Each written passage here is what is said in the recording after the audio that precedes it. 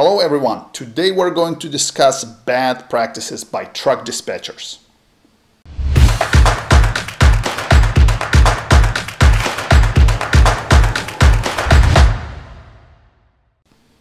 So, a lot of our students are asking what kind of bad practices by truck dispatchers they should avoid.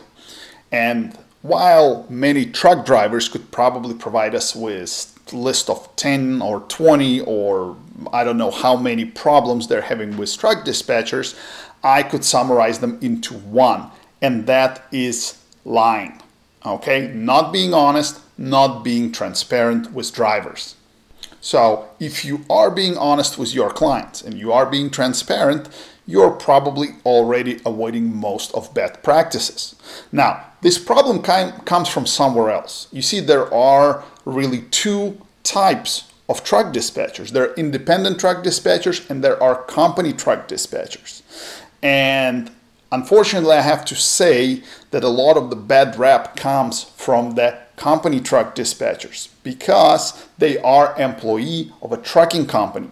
And sometimes trucking companies' interests do not align with drivers' interests.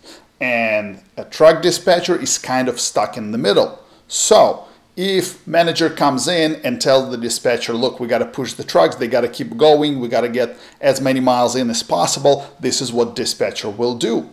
And if dispatcher going to go to the manager and say, hey, we have trucker Bob, he's been on the road for, I don't know, 4 weeks, he has to go home, manager can just tell him, look, just tell him there are no loads heading back, and send him where we need to send him because we're not meeting our goals on the revenue. So, and then this dispatcher goes to trucker Bob and tells them a lie. Tell them, no, there are no loads, sorry, I'll get you another load once you deliver this one somewhere else. And trucker Bob understands that he's being lied by this dispatcher. That creates a bad rap. Trucker Bob is upset with dispatchers. He may post that all dispatchers are liars and so on and so on. Now, with independent truck dispatchers, situation is different because trucker Bob is actually your boss. Okay, or the boss of an independent truck dispatcher. So he decides where he goes, when he goes there. So your job is really to listen to what your client needs and try to help your client. This is actually honesty and transparency, for example, is one of selling point at AlphaX Logistics. Okay, this is what I tell. I don't promise any particular rates, any particular gross revenue. I promise transparency and honesty. Okay, we're gonna get the best loads we can get on the market. And I'm being honest with our clients by telling them if market is bad, then we're gonna have to choose from those bad loads. I'm not gonna be holding back or giving good loads to someone else and bad loads to somebody else. We're gonna be transparent, we'll tell you what's available, and you can decide what's the most suitable option. We're going to share our ideas, our experience, and we're going to help you optimize and just utilize the most out of the market. But if there is nothing good happening on the market, there's nothing we can do, and we're not going to lie or sugarcoat things.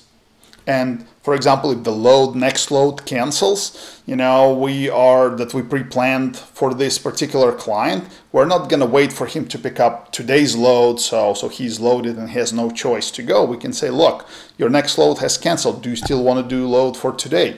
Yes or no? Yes, fantastic. No, we're going to rebook. We're going to look for something else. So again, honesty is the key, and you have to be honest with your clients. That will eliminate all the bad practices or most of the bad practices that stigmatize truck dispatchers. Another bad practice I wanted to mention is favoritism. So basically, truck drivers assume that if you are a favorite of this particular dispatcher, you're going to get better loads. Again, this mostly comes from the company dispatchers because if there are 20 trucks that they have to move and they're all located in the same place, someone is getting better loads and somebody is getting not so good loads. For an independent truck dispatcher operating 5 or 10 trucks, more than likely out of these 10 or 5 or 10 people, none of them are going to be from the same city. So they're not going to have the same starting point, and they will vary rarely interact or end up in the same location. So really there is no need for you to choose, oh, who is going to get this load, because you will be looking for the best possible load for that particular client in that particular location for their particular equipment type. So again, the favoritism may be a thing with the company dispatchers, but it shouldn't be an issue with an independent truck dispatchers. And I guess the last problem that I could mention is just errors. Okay, everyone can make a mistake. Okay, you thought that you've heard on the phone this, but it ended up being something else. You received the rate confirmation, it had errors on it in terms of the delivery or the rate or some sort of a conditions, and you didn't see it. Okay, and you booked it up, and now your client is in a challenging situation because of that.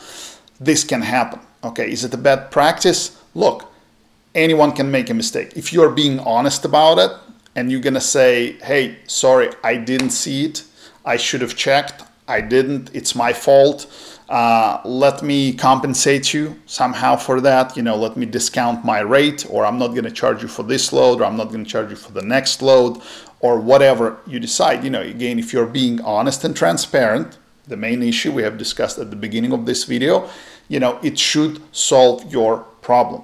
So if there are other bad practices that you're aware of and would like to discuss, post them in the comments. And other than that, we are going to wrap up this video, and I will see you next time.